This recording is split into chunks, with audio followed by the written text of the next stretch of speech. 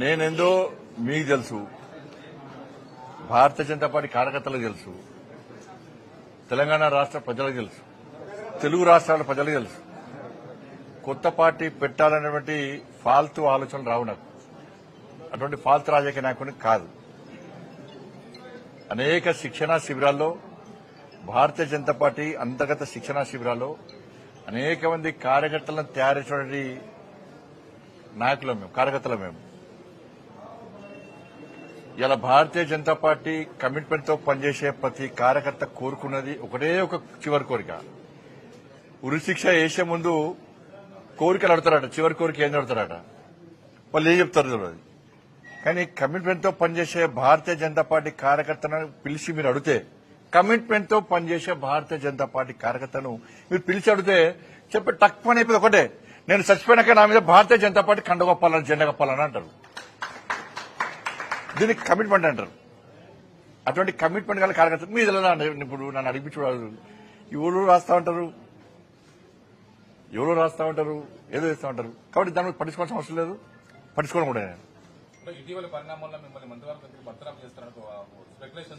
కరెక్టే. కేసీఆర్ చేత 17 మంది ఎంపీలు ఉన్నారు. కేసీఆర్ దయాదక్షిణ మోడీ ప్రభుత్వం నడుస్తుంది పాపం. కాబట్టి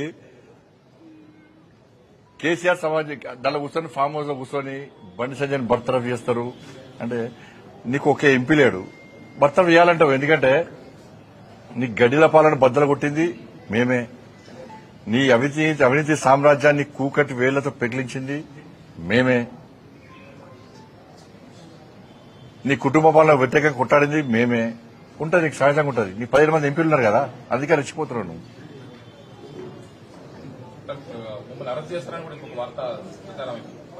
ఇప్పుడు అన్న ఈ కోర్టుల కేసు నడుస్తున్నది, కోర్టు పరిధిలో ఉన్నది. ఇప్పుడు ఒక్కరు గుర్తుంచుకోండి,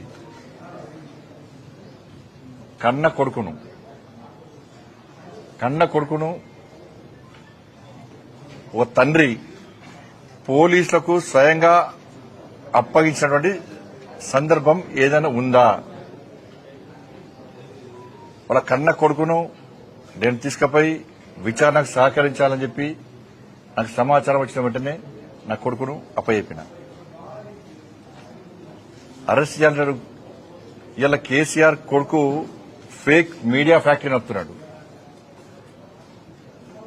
ఏం జరుగుతుంది, ఏం జరగాలి, ఏం జరిపించాలనేది ఆ కుట్రలన్నీ ఆయన చేస్తున్నాడు. కాబట్టి ఆయన నడితే సమాధానం చెప్తాడు. థ్యాంక్ యూ, ధన్యవాదాలు.